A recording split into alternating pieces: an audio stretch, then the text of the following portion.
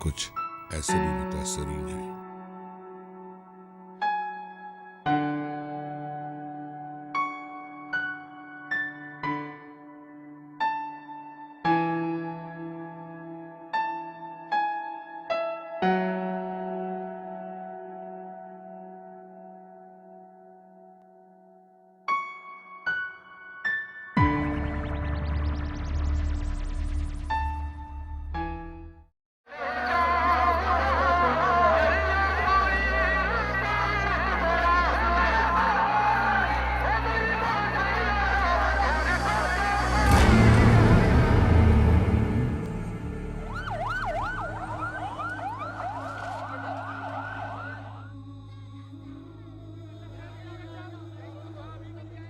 ये और इससे मिलते जुलते कई मनाजिर दहशतगर्दी का जिक्र आते ही हमारे जहनों में घूम जाते हैं। लेकिन पाकिस्तान में गुज़िश्ता कई सालों से जारी दहशतगर्दी की लहर के बाज़ नताइज इन मनाजिर में नज़र आने वाले असरात से कहीं ज़्यादा दर्दनाक और दूररस हैं।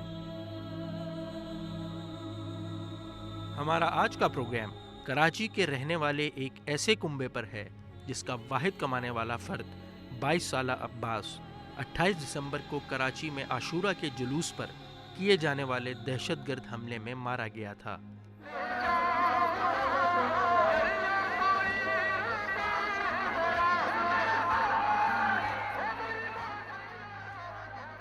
अट्ठाईस दिसंबर को कराची में यौम आशूर के मौके पर निकलने वाले जुलूस में मुल्क में जारी दहशतगर्दी की लहर की वजह से खसूसी इंतजामात किए गए थे, लेकिन दहशतगर्दों ने एक जोरदार बम धमाका करके इन तमाम हिफाजती इंतजामात को नाकाम बना दिया। इब्तदाई तौर पर हुकाम का ख्याल था कि ये एक खुदकुश हमला है, लेकिन बाद में सामने आने वाले कुछ रिपोर्टों में इस इम्कान का भी इजहार किया गया कि ये बम जुलूस के रास्ते में रखे कुरानी आयत के लिए मुख्तस एक डब्बे में छुपाया गया था और धमाका एक रिमोट कंट्रोल के जरिए किया गया। यौम आशूरा के जुलूस पर किए जाने वाले इस हमले में कम से कम 40 अफराद हलाक और खासी बड़ी तादाद में लोग जख्मी हुए। धमाके के बाद न सिर्फ सिक्योरिटी एहलकारों और तिब्बी अमले पर हमले हुए, बल्कि इर्द गिर्द वाक़े दुकानों, दफातर और गुदामों को भी नजर आतिश किया गया, जिसके नतीजे में न सिर्फ कौमी मईशत को नुकसान पहुंचा, बल्कि न जाने कितने ही खानदान इस वाक़े से माली तौर पर बराह रास्त मुतासिर हुए। यौम आशूर के हमले में हलाक होने वालों में 22 साला अब्बास भी शामिल था। तबीयत में बहुत अच्छा था माशाल्लाह, नरम मिजाजी, कोई गुस्सा नहीं, कोई नाराज़गी नहीं, कभी तू तड़ा से बात नहीं करनी, यानी बदतमीज़ी किसी से भी नहीं, किसी किस्म की। आदत में तो ऐसा था कि बस समझ ले बहुत नाइस बंदा था, बहुत ज़्यादा हंसमुख, ना किसी से बोलना ज़्यादा, ना शोर शराबे में, बिल्कुल भाइयों की तरह था। 5 टाइम का नमाजी परहेज़गार, अव्वल वक्त में नमाज़ पढ़ने वाला। मोहल्ले में बहुत अच्छा था, सबसे यानी इज़्ज़त से बात करता था, ना किसी से बदतमीज़ी ना कुछ। 9 तारीख की रात को जब हम गश्त के लिए निकल रहे थे तो उस दौरान भी बात हुई कि यार इस साल गश्त कर लेते हैं, शायद आइंदा साल नसीब हो नहीं हो गश्त करना।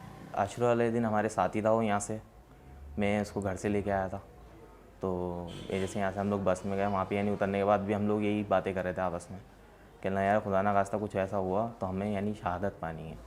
एकदम बस चलते चले गए, काफ़ी यानी पता नहीं था ऐसा हो जाएगा। तो वहाँ से कहना यार असर की नमाज़ पढ़नी है मुझे। मैंने चलो ऐसा करते हैं, यहाँ से निकलते हैं, असर की नमाज़ घर जाके पढ़ेंगे, इमाम बारगाह में पढ़ के वहीं से पे घर चलेंगे। तो इत्तेफाकन बस निकल ही रहे थे, वहाँ से एकदम पीछे ब्लास्ट हो गया।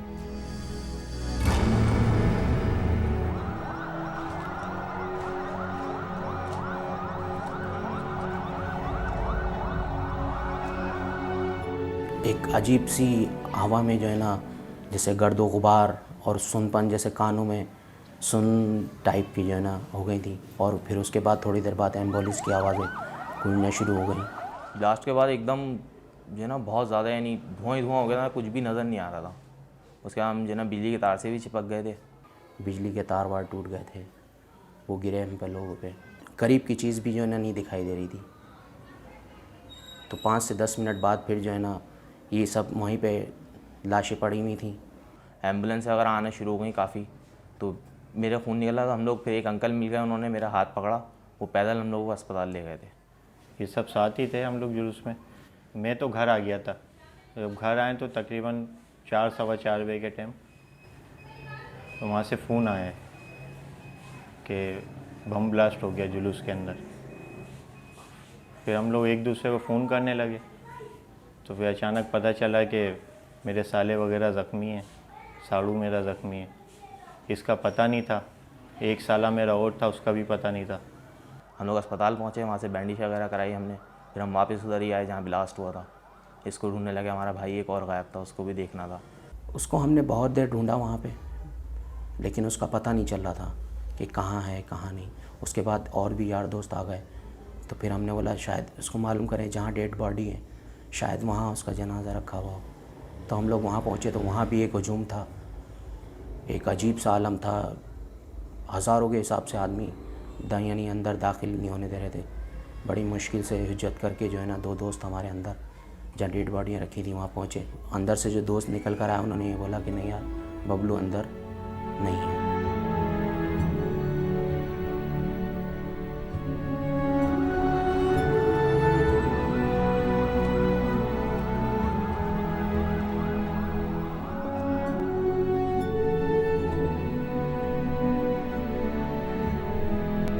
उससे जो बड़ा है उसका नहीं पता चल रहा था, ना इसका पता चल रहा था। जब ये लोग वहाँ से निकले तो फिर घर से मेरे को फ़ोन आया कि जी गज़नफ़र तो घर पहुँच गया है, आप बबलू को ढूंढ लो। फिर उसके बाद इन्होंने बताया कि अब्बास भी ज़ख्मी है, ये वहीं पहुँच गया अस्पताल।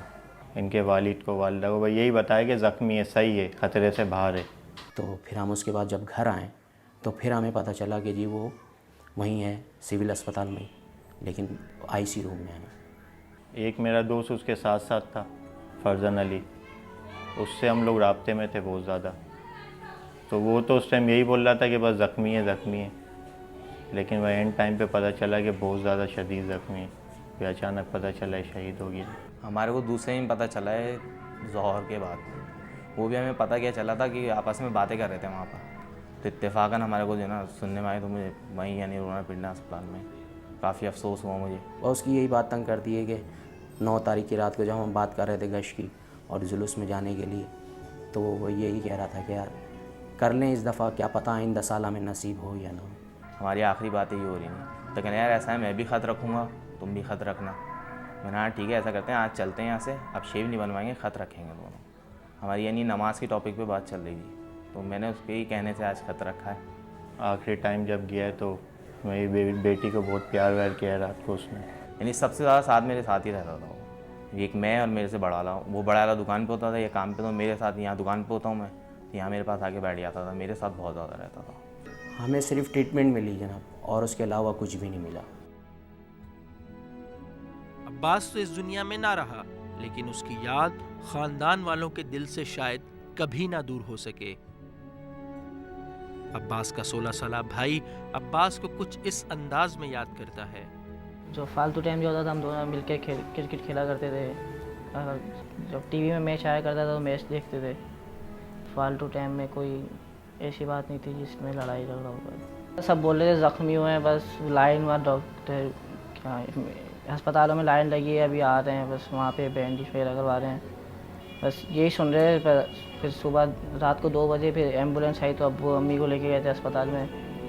तो अब्बू अम्मी मिलकर आए थे, तो जब भी थोड़ा बोल रहे साथ चलनी है, फिर बाद में सुबह इत्तला मिली के शहीद हो गए भाई। नमाज़ पढ़ते ज़्यादा याद आते हैं, जब खाना वाना कोई अच्छी चीज़ जो उनके पसंदीदा चीज़ जब बनती है घर में तो जब याद आते हैं। सुबह स्कूल जब जाते थे जब याद आते हैं, क्योंकि वो उनको काम पे 4 नंबर में ही छोड़ने आता था, क्योंकि वहाँ पे उनकी बस आती थी, सुबह में ही छोड़ने आता था, उस वक्त याद आते हैं।